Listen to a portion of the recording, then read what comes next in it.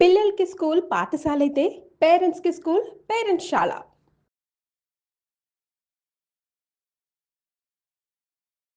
నమస్తే అమ్మా. నమస్తే అమ్మా. అమ్మ పూజ ఉదయం చేస్తాము, సాయంత్రం పూట కూడా దీపం పెట్టుకునే అలవాటు కొంతమందికి ఉంటుంది. ఏ సమయంలో చేస్తే ఎక్కువ ఫలితాన్ని ఇస్తుంది? దాంతో పాటుగా ఇంట్లో ఎవరు చేయాలి? ఆ ఇంట్లో ఉన్నటువంటి ఆ స్త్రీ చేయాలా? లేకుంటే పురుషుడు అంటే ఆడవారు చేయాలా? మగవారు చేయాలా? అసలు మనకి శాస్త్రం ఏమైనా చెప్పిందా దీనికి సంబంధించి? మీరు మొదట అడిగిన ప్రశ్నకి శాస్త్రం దాకా అక్కర్లేదమ్మా. ఆ, మనం ఆలోచిద్దాం. భోజనం పొద్దున చేయాలా? సాయంత్రం చేయాలా? మధ్యాహ్నం చేస్తాము, నైట్కి అంటే పొద్దున. మధ్యాహ్నం అంటే పొద్దున. పొద్దున్న పొద్దున చేస్తాం, రాత్రి సాయంత్రము చేస్తాం. చేస్తాం. రాత్రి చేస్తాం కదా. ఆ, కదా, పూజ కూడా అంతే. 2 పూట్ల చేయాలి. అయితే పొద్దున ఎక్కువగా బరువుగా తింటాం, ఆ, సాయంత్రం తేలిగ్గా కొంచెం తింటాం. తేలిగ్గా తింటాం. అమ్మ ఇందులో అందరూ చేయాల్సిన అవసరం ఉంటుందా? అది చెప్తాను. అందువల్ల తప్పనిసరిగా 2 పూటలా పూజ చేయడం అన్నది పద్ధతి. ఉమ్, అయితే చాలామంది సాయంత్రం పెద్దగా పూజ చేయరు. ఉమ్, చాలా తేలికగా దీపం పెట్టి ధ్యానం చేయడము, తేలిగ్గా పూజ చేస్తారు. ఓకే. అయినా తప్పు లేదు. ఓకే. ఉదయం అయినా సరిగ్గా పూర్తిగా చేయాలి. అది కూడా నిజంగా మనకి పెద్దలు చెప్పినటువంటిది ఏమిటంటే సూర్యోదయ సమయంలో చేయడం చాలా మంచిది. ఉదయం ఎంత పొద్దున్నే వీలైతే, మరి తెల్లారుజామున కాదు. ఒక కార్తీక మాసం ధనుర్మాసాల్లో తప్ప మిగిలిన సమయంలో తెల్లారుజామున చేయాలని ఏం చెప్పలేదు. అప్పుడు ధ్యానాలు అవి చేసుకోమన్నారు. పూజ మాత్రం సూర్యోదయం తర్వాతే. అందులో సంధ్యావందనం చేసేవాళ్ళు వాళ్ళు కూడా సూర్యోదయ సమయానికే చేయాలని చెప్పడం జరిగింది. కనుక ఆ సమయాలు చికాకుగా ఉంటాయి. సాధారణంగా పిల్లలుంటే, జ్వరం వచ్చిన వాళ్ళు ఉంటే, పిల్లలు ఏడిచే టైం అదే కదమ్మా. అవును. అసలు సంధ్య వేళ పొద్దున కొంచెం బాగానే ఉంటారు, కానీ సాయంత్రం అసలు సంధ్య వేళ అయితే పిల్లలు ఏడుస్తారు. రోగం వచ్చిన వాళ్ళు చికాకు పడుతూ ఉంటారు. ఇంట్లో కాస్త మానసికంగా సరిగ్గా లేని వాళ్ళు పిచ్చి పిచ్చి మాటలు మాట్లాడుతూ ఉంటారు. ఇవన్నీ ఉండే సమయాలు. కనుక ఈ సమయంలో మనం దైవం మీద దృష్టి పెట్టడం గనక ప్రారంభించినట్టయితే ఇవన్నీ సర్దుబాట్లు అయిపోతాయి, మొదటి నుంచి అది అలవాటు చేస్తే. అందుకని సంధ్యా సమయంలో దీపం పెట్టడము, ప్రార్థన చేయడము. అందరూ దీపం పెట్టక్కర్లేదు గనక ఒకళ్ళు దీపం పెడితే మిగిలిన వాళ్ళందరూ అక్కడ కూర్చొని దండం పెట్టుకోవడము, తోచిన నామం చదువుకోవడము, స్తోత్రాలు చదువుకోవడము, మొత్తానికి దైవ ధ్యానంలో సమయం గడపమని చెప్పారు. ఉదయం సాయంత్రం కూడా. మీరు ఇంకోటి అడిగారు, ఆడవాళ్ళు చేయాలా మగవాళ్ళు చేయాలి? అయితే దానికన్నా ముందు కొంతమంది కొన్ని మాటలు నేను విన్నానమ్మా. కొన్ని కమ్యూనిటీస్ మాత్రమే పూజ చేయాలి, నిత్యం పూజ, అందరూ చేయాల్సిన అవసరం లేదు, అంత ధూప దీప నైవేద్యాలు పెట్టి అంత పూజ చేయాల్సిన అవసరం అందరికీ లేదు, కొన్ని కమ్యూనిటీస్ అంటే బ్రాహ్మణ కమ్యూనిటీ మాత్రమే చేయాలి అనేది విన్నానమ్మా. అది కరెక్టేనా? తప్పమ్మా. ఎవరైనా చెయ్యాలి, అందరూ చెయ్యొచ్చు. అయితే ఉదాహరణకి ఇప్పుడు పొలంలో పనిచేసుకోవడానికి వెళ్ళే వాళ్ళు ఉన్నారమ్మా. పొద్దున ఇప్పుడైతే 10 నుంచి 5 దాకా ఎండలో చేస్తున్నారు, కానీ పూర్వకాలం అయితే తెల్లవారుజామున వెళ్ళి 9, 10 కల్లా ఎండ వాళ్ళకి లెక్క, పొద్దెక్కడమే లెక్క. పొద్దెక్కే టైంకి ఇంటికి వచ్చి మళ్ళీ తర్వాత 4కి వెళ్ళి పొద్దుగుకే టైంకి ఇంటికి రావడం, అలా చాలా చల్లబాటు వేళ శరీరం అలసిపోకుండా చక్కగా చేసుకునేవాళ్ళు. అట్లాంటి వాళ్ళని నువ్వు షోడశోపచార పూజ చెయ్యి అంటే కుదరదు గనక వాళ్ళు చెయ్యకపోయినా పర్వాలేదన్నారు. ఖాళీగా ఉన్నప్పుడు చేసుకోవచ్చు, అంతే తప్ప వాళ్ళు చెయ్యకూడదు లేదు. Assumption is different from banning. ఈ రెండింటికి మధ్య ఉన్న డిఫరెన్స్ తెలియక చాలా problems. Exempted is different, banned is different. చెయ్యొద్దు అని ఎక్కడా చెప్పాల, చక్కగా చెయ్యొచ్చు, అందరూ చెయ్యొచ్చు. అసలు కమ్యూనిటీస్ అంటే అందరూ చేయాలమ్మా. ఇప్పుడు వీళ్ళు అన్నం తినాలి, వీళ్ళు అన్నం తినకూడదు అని ఎవరి గురించి చెప్తున్నారమ్మా? శరీరానికి ఆహారం ఎంత అవసరమో మానసిక ఆరోగ్యానికి ధ్యానము పూజ అంత అవసరం. ఎవరికి అక్కర్లేదు? అందరూ చేయొచ్చు. కాకపోతే వాళ్ళు చేసేటటువంటి పనులను బట్టి, వాళ్ళకున్న వృత్తి ధర్మాలను బట్టి వెసులుబాట్లు కలిగించారు, కొన్ని రకాలైన సౌకర్యాలు కలిగించారు, కొన్ని రకాలైన ఇబ్బందులు లేకుండా మీరింత మాత్రం చేసినా చాలు అని చెప్పి వాళ్ళకి ఎగ్జంప్షన్ ఇచ్చారు. అంతే తప్ప ఇది వీళ్ళే చేయాలి, ఇది వీళ్ళు చెయ్యకూడదు అన్నది లేదు, నియమం లేదు, ఏమీ లేదు. తప్పనిసరిగా అయితే ఈ చెయ్యగలిగినటువంటి చెయ్యవచ్చని చెప్పిన కమ్యూనిటీస్ అని చెప్పారే, వాళ్ళు కూడా రోజు చేస్తున్నారా అమ్మా?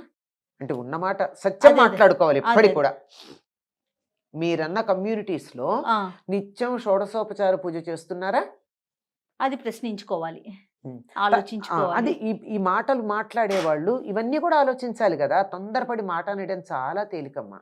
తర్వాత ఈ చేసేవాళ్ళు రోజు స్నానం చేసి వంట చేసి చేసినటువంటి వంటని దేవుడికి నివేదన చేసింది మాత్రమే తినేటటువంటి వాళ్ళు ఉన్నారా? అందరూ కొద్దిమంది ఉన్నారు, లేరంటల్లా. అందరూ లేరు కదా. అవును. ఏదన్నా అంటే మా ఉద్యోగం, మా ధర్మం అని అంటున్నారు. అందువల్ల ఇది సమాజాన్ని విడదీసి ఏదో రకంగా ముక్కలు చేసి ఒకళ్ళ మీద ఒకళ్ళని ఉసిగొల్పడానికి చేసేటటువంటి ప్రయత్నాల్లో భాగం తప్ప ఇది నిజంగా ఎక్కడ లేదు. వీళ్ళు చెయ్యొచ్చు, వీళ్ళు చేయకూడదని లేదు. ఎవరికి వీలైనట్టు వాళ్ళు చెయ్యొచ్చు. ఆ కుమ్మర భీముడు ఉన్నాడే, అన్నమాచార్యులు పూజించినటువంటి అతను దేంతో పూజించాడు? రోజు కుండలు తయారు చేస్తూ ఆ కుండలు చేసిన తర్వాత వచ్చేటటువంటి మట్టి చివరిగా ఉన్నటువంటి దాన్ని ఇట్లా చేతులు నలిపేస్తే చివరి మట్టి కొంత వస్తుంది. ఆ మట్టితో చిన్న చిన్న పువ్వులు చేసి ఈ పూలని ఆయనకి అర్పించాడు. చేసిన పూలని ఆయనకి ప్రత్యక్షమయ్యాడు, ఆయన అవును అనుగ్రహించాడు కదా. అందువల్ల ఎవరికి వీలైనట్టు వాడు చేయమన్నారు, కానీ ఇట్టాగే చేయాలన్న నియమం అయితే వీళ్ళే ఇది చేయాలనేది అదే లేదన్నమాట. అతన్ని మామూలు పూలు దొరికితే వెళ్ళి పూలు తీసుకొచ్చి దేవుడికి పెట్టకూడదని చెప్పలేదే అతనికి. అవన్నీ ఇంట్లో చేసుంటాడు. ఇక్కడ కూడా చేస్తూ ఒక పువ్వు చేసి ఈ పువ్వు కూడా ఇస్తున్నాను అని ఉంటాడు. అంత మాత్రాన ఎవరిని వద్దని చెప్పలేదు, అందరూ చేయొచ్చు. చెయ్యకూడని పరిస్థితులు ఉన్నాయి. అంటే అశౌచం వచ్చినప్పుడు అట్లాంటప్పుడు చెయ్యొద్దన్నారు తప్ప అది ఎవరైనా పాటించాలి, అది ఎవరికైనా పాటించాలి. వీళ్ళు వాళ్ళు అన్నటువంటి భేదం లేదమ్మా. ఒక్కటి గుర్తుపెట్టుకోవాలి, చాలా సందర్భాల్లో మళ్ళీ మళ్ళీ మళ్ళీ మళ్ళీ చెప్తాను, నేను ఎన్నిసార్లు చెప్పమన్నా చెప్తా. సనాతన ధర్మంలో మనుషుల్ని ఈ రకంగా విభజించిన పద్ధతి లేదు. వారి వారి వృత్తి ధర్మాలు, మానసిక పరిస్థితులు, శారీరక పరిస్థితులు, ఆర్థిక పరిస్థితులు వీటన్నింటినీ కూడా పరిగణనలోకి తీసుకుని ఇది వీరికి ఉపయోగం, ఇది వీరికి ఉపయోగం కాదు అని చెప్తున్నారు. లేదు నేను దాన్ని అధిగమిస్తానంటే ఎవరు కాదనలా. అంతే తప్ప నో వన్ ఈజ్ బ్యాండ్. కొన్ని ఉన్నాయి, వీళ్ళు పనికిరారు అని చెప్పినటువంటి వాళ్ళు కమ్యూనిటీ ప్రకారం లేదు, వాళ్ళు చేసే పనులను బట్టి ఉంది. చేసిన పనులను బట్టి ఉందే తప్ప కమ్యూనిటీ ప్రకారం కాదు. అంచేత ఇట్లాంటిది లేదు, ఈ సోషల్ బ్యానింగ్ అన్నది లేదు. మీరు ఇంకొకటి అడిగింది ప్రధానమైనటువంటిది, ఆడవాళ్ళ మగవాళ్ళ. పూర్వకాలం శుభలేఖలు ఎట్లా ఉండేవమ్మా? శుభలేఖ అంతా రాసిన తర్వాత పైన ఏమనుండే, ఎవరి పేరు మీద ఇచ్చేవారు? ఇంటి పెద్ద ఎవరుంటే వాళ్ళ పేరు మీద ఇచ్చేవారు. శ్రీ అని చెప్పి వాళ్ళ పేరు మీద, శ్రీ సహకుటుంబ వారు, కుటుంబ సభ్యులందరూ, అంతే తప్ప మిసెస్ అండ్ మిస్టర్ అని కానీ, మిస్టర్ అండ్ మిసెస్ అని కానీ, XYZ అని కానీ వీళ్ళందరివి ఉండేవి కాదు.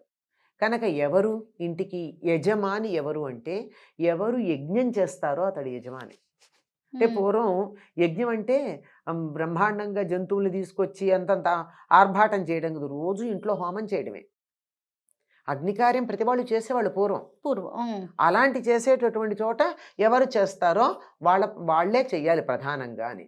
కనుక ఇంటికి శుభలేఖ ఇచ్చేటప్పుడు ఒకళ్ళ పేరు మీద ఇచ్చారే, అట్లాగే పూజ ఒకళ్ళు చేస్తే సహకుటుంబానామని చెప్తారు. కనుక ఆయన కుటుంబం అంతా అందులో వచ్చేస్తుంది. కనుక ఇంట్లో ఒక్కరు చేస్తే, ఇంటి యజమాని ఎవరో వాళ్ళు చేస్తే చాలు. ఆ యజమాని అన్న పదంలోనే ఈ ఇంట్లో ఈ అగ్నికార్యం, పూజ ఇత్యాదులన్నీ నేను చేస్తాను అన్నవాడికి యజమాని అని పేరు. ఆయన చేస్తే చాలండి. పూజ నిజానికి మగవాళ్ళే చెయ్యాలి. ఈ కాలంలో ఆడవాళ్ళకి వంటింటితో పాటు పూజ గృహం కూడా ఇచ్చేసి సుఖపడిపోతున్నారు మగవాళ్ళు. కాకపోతే నియమాలు మాత్రం చెప్తారు. ఆడవాళ్ళు తులసి కొయ్యకూడదు, ఆడవాళ్ళు గంట కట్టకూడదు, ఆడవాళ్ళు అది చేయకూడదు, ఆడవాళ్ళు ఇది చేయకూడదు. ఓకే ఒప్పుకుందాం, వాళ్ళు చేయకూడదు. చాలా సంతోషం వాళ్ళని చెయ్యొద్దంటే. మీరు చెయ్యండి, వాళ్ళు మానేస్తారు. ఏమ్మా? అవునమ్మా. వీళ్ళు చేయకపోతే కదా వాళ్ళు చేస్తున్నారు. పూజ నేను చేస్తానని ఆయన కూర్చుంటే గంట ఆయన కొడతాడు. ఎందుకు కొట్టాలి? అదే ఆయన పోబట్టే కదా. లేకపోతే గంట కొట్టడానికి పిలుచుకురావాలా? అదే కదా. మరి ఆడవాళ్ళు ఏం చేయాలి? ఆడవాళ్ళు అమరిస్తే చాలు, పూజకి సంబంధించి అన్ని అమరిస్తే చాలు. వీళ్ళకి ఏదన్నా జపాలు చేసుకోవచ్చు, స్తోత్రాలు చదవచ్చు, అన్ని రకాలు చేసుకోవచ్చు.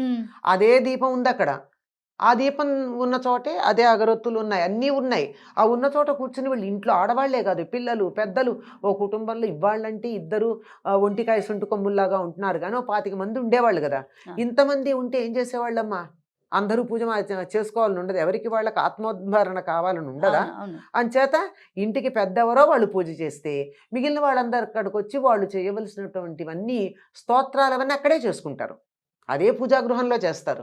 మళ్ళీ ఇంకో దీపం పెట్టడం అలాంటివి చేయరు, మళ్ళీ ఇంకో నైవేద్యం పెట్టడం, మళ్ళీ ఇంకొకటి అన్నీ సెపరేట్గా చేయడం ఉండదు. ఆయన చెప్పేశాడు కదా, ఒక ఆయన మొత్తం అందరికీ ఒక సంకల్పం చెప్పేశాడు కదా, సహకుటుంబానం అంటే. మళ్ళీ నువ్వు వేరే సంకల్పం చెప్పుకుంటే ఈ కుటుంబంలో సభ్యులు కారా మీరు? నేను చెప్తూ ఉంటాను, చాలాసార్లు చెప్పాను. ఎక్కడ దేవాలయాలకు వెళ్ళి పూజ చేయించుకుంటూ భర్త పేరు భార్య పేరు చెప్పి సహకుటుంబానం అని చెప్పిస్తారు.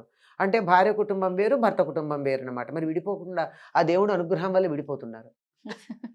సహకుటుంబానం అంటే సరిపోతుంది. పిల్లల పేర్లు, అందరి పేర్లు వీళ్ళు చెప్పించుకుంటున్నారు, వాళ్ళు చెప్తున్నారు, బాగా శాస్త్రోక్తంగా చేస్తున్నారని తెలిసేటట్టుగా వాళ్ళు అడిగి చేపిస్తున్నారు. దానివల్ల నిజంగా ఆ దైవానికి అక్కడ శక్తి ఉండి ఆ మాట ఉచ్చరించేటటువంటి ఆయనకు ఉపాసనా బలం ఉంటే దాని కారణంగా కుటుంబాలు విడిపోతున్నాయి అంటూ ఉంటాను నేను. ఇది చెప్పకూడదు, ఒక్కళ్ళే ఎప్పుడు చెప్తారు, ఇది శాస్త్రం దాకా వెళ్ళకుండా, ఇది శాస్త్రం చెప్పిన మాట.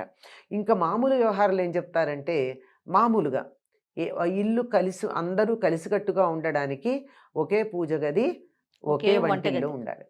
ఎవరికి వాళ్ళకి విడిగా వండుకుంటూ ఉంటే వేరు కుటుంబాలు ఉన్నట్టే.